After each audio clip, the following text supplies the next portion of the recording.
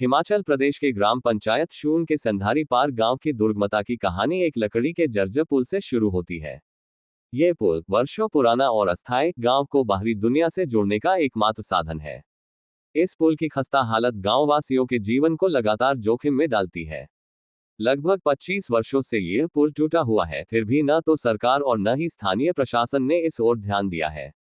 गांव के लोग अपनी रोजमर्रा की जरूरतों के लिए स्कूल और अस्पताल जाने के लिए इसी खतरनाक पुल से गुजरने को मजबूर हैं। हर कदम पर मौत का डर उनके साथ रहता है। उनके लिए यह पुल सिर्फ एक रास्ता नहीं, बल्कि एक मौत का निमंत्रण है।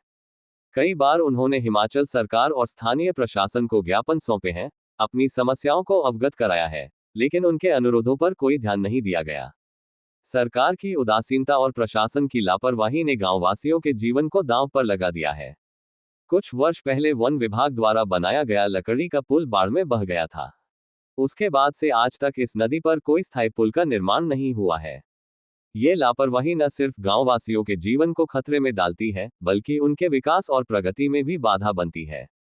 शिक्षा, स्वास्थ्य सेवा और अन्य आवश्यक सुविधाओं तक पहुंचने में उन्हें कठिनाइयों का सामना करना पड़ता है। इस जर्जर पुल के कारण गांव आर्थिक रूप से भी पिछड़ रहा है।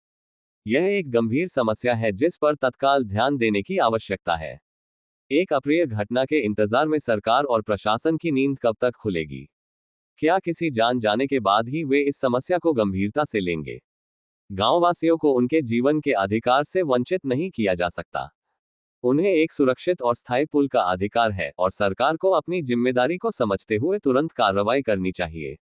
पांगी न्यूज़ 24 इस समस्या को उजागर करके सरकार और प्रशासन को जागृत करने का प्रयास कर रहा है।